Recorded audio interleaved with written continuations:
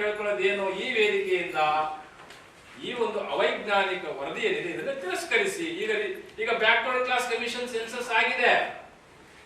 ದಯಮಾಡಿ ಆನರೇಬಲ್ ಸರ್ಕಾರಕ್ಕೆ ನಾನು ಕೇಳ್ಕೊಳ್ತೇನೆ, ಮುಖ್ಯಮಂತ್ರಿಗಳವರಿಗೆ ದಯಮಾಡಿ ಆ ಸೆನ್ಸಸ್ ಅನ್ನು ಓಪನ್ ಮಾಡಿ. ಜೊತೆಗೆ ರಾಷ್ಟ್ರೀಯ ಸೆನ್ಸಸ್ ಬರ್ತಾ ಇದೆ 2026-27ಕ್ಕೆ. ಆ ಸೆನ್ಸಸ್ ರಿಪೋರ್ಟ್ ತಗೊಳ್ಳಿ. ಸನ್ಮಾನ್ಯ ಮಾಧ್ಯಮದ ಮಿತ್ರರಲ್ಲಿ ಕೇಳ್ಕೊಳ್ತಾ ಇದ್ದೇನೆ, 2011ರಲ್ಲಿ ಬಲಗೈ ಸಮುದಾಯ 30 ಲಕ್ಷ ಇದ್ದದ್ದು 2025ಕ್ಕೆ ಅದೇನ್ ಸಮಯ ಬರೀ 30 ಲಕ್ಷ 31 ಲಕ್ಷ ತೋರಿಸ್ತೀರಾ? ಹೆಂಗ್ ಹೇಳ್ತಾರೆ ನೀವು? ಹಾಗಾಗಿ ನಾನು ಮಾಧ್ಯಮದ ಮಿತ್ರರಲ್ಲಿ ಕೇಳ್ಕೊಳ್ತಕ್ಕಂಥದ್ದಿಷ್ಟೇ, ಒಳ ಮೀಸಲಾತಿ ಹೆಸರಿನಲ್ಲಿ ಈಗಿರ್ತಕ್ಕಂಥ ಸರ್ಕಾರ ಏನಾದ್ರೂ ಜೇನುಗೂಡಿಗೆ ಕೈ ಹಾಕಿದ್ರೆ, ಒಳ ಮೀಸಲಾತಿಯನ್ನ 27ನೇ ತಾರೀಕು ಸರ್ಕಾರಕ್ಕೆ ಮಾಡು ಇಲ್ಲವೇ ಮಡಿ. ಸರ್ಕಾರದ ಸನ್ಮಾನ್ಯ ಮುಖ್ಯಮಂತ್ರಿಗಳು ಹೇಳ್ತಾ ಇದ್ದಾರೆ, ನಾವು ಪ್ರಣಾಳಿಕೆಯಲ್ಲಿ ಹಾಕೊಂಡ್ಬಿಟ್ಟಿದೀವಿ, ಚಿತ್ರದುರ್ಗದಲ್ಲಿ ನಾವು ಜಾರಿ ಮಾಡೇ ಮಾಡ್ತೀವಿ. ಏನ್ ಜಾರಿ ಮಾಡ್ತೀರಿ ಸ್ವಾಮಿ? 5 ಜಾರಿ ಮಾಡ್ಲಿಕ್ಕೆ ನಿಮ್ಗೆ ಅಧಿಕಾರ ಇದೆ ಸ್ವಾಮಿ ಇಲ್ಲಿ ಕರ್ನಾಟಕ ಸರ್ಕಾರಕ್ಕೆ. If you have a power.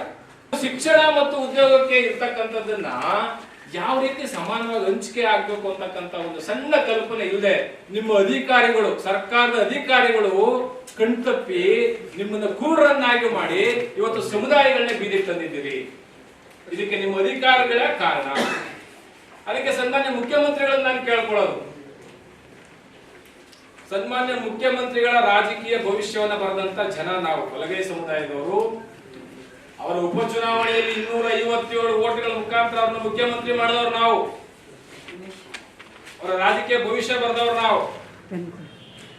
ನಮಗೇನಾದ್ರೂ ಅನ್ಯಾಯ ಮಾಡಕ್ಕೆ ಕೈ ಹಾಕಿದ್ರೆ ಸನ್ಮಾನ್ಯ ಮುಖ್ಯಮಂತ್ರಿಗಳೇ, ಅದರ ಮಾಡಿದರೆ ನಿಮ್ ಸರ್ಕಾರ ಉಳಿಯಲ್ಲ ಅಂತಕ್ಕಂಥದ್ದನ್ನ ಇಡೀ ರಾಜ್ಯಾದ್ಯಂತ ನಾವು ಎಲ್ಲಾ ಪತ್ರಿಕಾ ಮಾಧ್ಯಮದಲ್ಲಿ ಹೇಳಿದ್ದೇವೆ. ಯಾಕೆಂದ್ರೆ ಸಚಿವ ಸಂಪುಟದಲ್ಲಿ ಇರ್ತಕ್ಕಂಥವ್ರು ಎರಡು ಸಮುದಾಯದ ಬಹಳ ದಿಗ್ಗಜರಿದ್ದಾರೆ ಅಲ್ಲಿ ಸಚಿವ ಸಂಪುಟದಲ್ಲಿ. ಆ ಸಚಿವ ಸಂಪುಟದಲ್ಲಿ ಅವರಿದ್ರೂ ಸಹ ನೀವು ಒಂದು ಸಮುದಾಯವನ್ನು ಕುಗ್ಗಿಸ್ತಕ್ಕಂಥದ್ದು, ಒಂದು ಸಮುದಾಯಕ್ಕೆ ಎಣ್ಣೆ, ಒಂದು ಸಮುದಾಯಕ್ಕೆ ನೀವು ವಿಷವನ್ನು ಇರ್ತಕ್ಕಂಥ ಕೆಲಸ ಹೇಗೆ ಮಾಡ್ತೀರಿ? ಒಂದು ಕಣ್ಣಿಗೆ ಸುಣ್ಣ, ಒಂದು ಕಣ್ಣಿಗೆ ಬೆಣ್ಣೆ. ನಂತರ ಕೇಳರಂತೆ ನಾವ್ ಹೇಳ್ತೀವಿ. ಎಲ್ಲವನ್ನು ಮನಗಂಡು ನಾವು ಈ ಒಂದು ಒಳ ಮೀಸಲಾತಿಯ ಏನು ವರದಿ ಇದೆ ಅದನ್ನು ತಿರಸ್ಕರಿಸಬೇಕು. ಜೊತೆಗೆ ಇಲ್ಲಿ ರೋಸ್ಟರ್ ಬಿಂದಿನಲ್ಲಿ ಏನು ಸಮಸ್ಯೆ ಆಗಿದೆ ಅದನ್ನ ಪರಿಹರಿಸಬೇಕು. ರೋಸ್ಟರ್ ಬಿಂದು ಸಮಸ್ಯೆಯನ್ನು ನಾವು ಕಂಪ್ಲೀಟ್ ತಜ್ಞರ ಸಮಿತಿಯನ್ನು ನೇಮಕ ಮಾಡಿ, ತಜ್ಞರು ಅಂದ್ರೆ ಯಾರು? DPR secretary, principal secretary, social welfare secretary ನೀವು ಕೂತ್ಕೊಂಡು ಯಾವ ಸಮುದಾಯಕ್ಕೂ ಅನ್ಯಾಯ ಆಗ್ಬಾರ್ದು. ರೋಸ್ಟರ್ ಅಲ್ಲಿ ಉದ್ಯೋಗದಲ್ಲಾಗ್ಲಿ ಶಿಕ್ಷಣದಲ್ಲಾಗ್ಲಿ ಯಾರಿಗೂ ಅನ್ಯಾಯ ಆಗ್ಬಾರ್ದು, ಯಾರಿಗೂ ತಾರತಮ್ಯ ಮಾಡಬಾರ್ದು. ಆ ರೀತಿಯಲ್ಲಿ ಸರ್ಕಾರ ಒಂದು ಕ್ರಮವನ್ನು ತಗೋಬೇಕು. ಸರ್ಕಾರ ಯಾರಿಗೂ ಸಹ ಅನ್ಯಾಯ ಮಾಡ್ತಕ್ಕಂಥ ಕೆಲಸ ಹೋಗ್ಬಾರ್ದು ಅನ್ನೋ ಕಾರಣಕ್ಕೆ ಅದರ ಜೊತೆಯಲ್ಲಿ 25ನೇ ತಾರೀಕು ಸ್ವತಂತ್ರ ಉದ್ಯಾನವನದಲ್ಲಿ ಒಂದು ಬೃಹತ್ ಪ್ರತಿಭಟನೆ ಯಾಕೆ ಹಮ್ಮಿಕೊಳ್ತಾ ಇದ್ದೀವಿ ಅಂದ್ರೆ ಸರ್ಕಾರಕ್ಕೆ ಎಚ್ಚರಿಕೆ ಕೊಡಬೇಕು. ಸರ್ಕಾರ ಯಾವಾಗ್ಲೂ ಜಾಗೃತವಾಗಿದ್ರೆ ಸಮುದಾಯ, ಸರ್ಕಾರ ಜಾಗೃತ ಇರ್ತದೆ. ಇಲ್ಲ ಅಂದ್ರೆ ಸರ್ಕಾರ ಇದೇ ತರ ಈ ಶೋಷಿತ ಸಮುದಾಯಗಳನ್ನ ಹಕ್ಕು ಮತ್ತು ಅಧಿಕಾರದಿಂದ ದೂರ ಇಟ್ಬಿಡ್ತಾವ. ಅಂಬೇಡ್ಕರ್ ಸಾಹೇಬರು ಒಗ್ಗಟ್ಟಾದ್ರೆ ಉಳಿತೀರಿ, ವಿಭಜನೆ ಆದ್ರೆ ಸಾಯ್ತೀರಿ ಅಂತ ಹೇಳಿದ್ದಾರೆ. ಒಗ್ಗಟ್ಟು ಆಗಕ್ಕೆ ಬಿಡಲ್ವಲ್ಲ ಸ್ವಾಮಿ. ಜಂದಿ ಬೇರೆ, ಮರಳು ಬೇರೆ, ಕಬ್ಬಣ ಬೇರೆ ಮಾಡಿದ್ರೆ ಕಾಂಕ್ರೀಟ್ ಏನಾಗುತ್ತೆ ಸ್ವಾಮಿ. ಆ ದೃಷ್ಟಿ ಇಟ್ಕೊಂಡು ಈ ಒಳ ಮೀಸಲಾತಿ ಹೋರಾಟ ಯಾವುದೇ ಜನಾಂಗದ ವಿರುದ್ಧ ಅಲ್ಲ, ಯಾವುದೇ ಸಮುದಾಯದ ವಿರುದ್ಧ ಹೋರಾಟ ಮಾಡ್ತೀವ ನಾವು.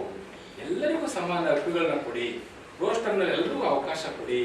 ಈ ಅವೈಜ್ಞಾನಿಕ ವರದಿಯನ್ನು ತಿರಸ್ಕರಿಸಿ. ಮುಂದಿನ ಸೆನ್ಸಸ್ ಬರುತ್ತೆ ಅಲ್ಲಿವರೆಗೂ ಸ್ವಲ್ಪ ದುಡುಕಬೇಡಿ. ಯಾವುದೇ ಸಮುದಾಯಕ್ಕೆ ಅನ್ಯಾಯ ಮಾಡಬೇಡಿ. ಯಾವುದೇ ಸಮುದಾಯವನ್ನ, ಕಟ್ಟಕಡೆಯ ಸಮುದಾಯವನ್ನ ನೀವು ತಿರಸ್ಕಾರ ಭಾವದಿಂದ ನೋಡಬೇಡಿ ಅಂತಕ್ಕಂಥ ಉದ್ದೇಶ ಇಟ್ಕೊಂಡು ಮಾಧ್ಯಮಗೋಷ್ಠಿಯನ್ನು ಮಾಡ್ತಾ ಇದ್ದೀವಿ. ಸರ್ಕಾರ ಎಚ್ಚೆತ್ಕೋಬೇಕು, ನಮ್ಮ ಮುಖ್ಯಮಂತ್ರಿ ಎಚ್ಚೆತ್ಕೋಬೇಕು. ಯಾವುದೇ ಸಮುದಾಯಕ್ಕೆ ಅನ್ಯಾಯ ಆಗಬಾರ್ದು. ಸಂವಿಧಾನದ ವಿರುದ್ಧ ಇರ್ತಕ್ಕಂಥ ಈ ಆಯೋಗ ಏನಿದೆ, ನ್ಯಾಗಮೋಹನ್ ಆಯೋಗ ವರದಿ ಕೊಟ್ಟು ಸುಮ್ಮನಿರ್ಬೇಕು. ಯಾಕೆ ಮಿನಿಸ್ಟರ್ಗಳ ಮನೆಗೆ ಹೋಗ್ಬೇಕು? ಯಾಕೆ ಅವ್ರನ್ನ ಭೇಟಿ ಮಾಡಬೇಕು? ಅವ್ರ್ಯಾಕೆ ಇನ್ನೊಬ್ಬರ ಮನೆಯಲ್ಲಿ ಮೀಟಿಂಗ್ ಮಾಡಬೇಕು? ಅವ್ರ್ಯಾಕೆ ಇನ್ನೊಂದು ಸಮುದಾಯಕ್ಕೆ ಕರ್ಕೊಂಡು ಮೀಟಿಂಗ್ ಮಾಡಬೇಕು? ಒಟ್ಟಾಯ್ತು ವರದಿ ಸುಮ್ಮನಿರ್ಬೇಕು. ಆದ್ರೆ ಎಲ್ಲಾ ಕಡೆಗೂ ಹೋಗಿ ಯಾಕೆ ನಾನು ರೋಸ್ಟರ್ನು ನಾನೇ ಮಾಡ್ತೀನಿ ಅಂತ ಹೇಳೋದು? ಇದೆಲ್ಲ ಸಾಮಾಜಿಕ ನ್ಯಾಯಕ್ಕೆ ವಿರುದ್ಧವಾಗಿದೆ.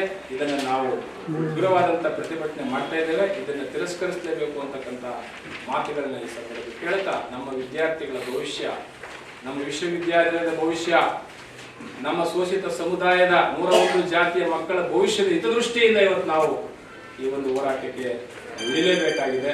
ಆ ಒಂದು ನಿಟ್ಟಿನಲ್ಲಿ ಈ ಒಂದು ಪತ್ರಿಕಾಗೋಷ್ಠಿಯನ್ನು ಕರೆದಿದ್ದೇವೆ. ಸಾಮಾಜಿಕ ನ್ಯಾಯದ ಅಡಿಯಲ್ಲಿ ಸರ್ಕಾರ ಎಚ್ಚೆತ್ತುಕೋಬೇಕು. ಎಲ್ಲ ಸಮುದಾಯದ ಹಿತವನ್ನ ಕಾಯಬೇಕು. ನಮ್ಮ ಮತ ಬೇಕು, ನಮ್ಮ ಹಿತ ಬೇಕಾಗಿಲ್ವಾ? ಯಾವ ಸಮುದಾಯ ನಿಮ್ಮ ಸರ್ಕಾರಕ್ಕೆ 135 ಸೀಟ್ ತಂದುಕೊಟ್ಟಿದೆ? ಯಾವ ಸಮುದಾಯ ನಿಮ್ಮ ಬೆನ್ನಿ ನಿಂತಿದೆ?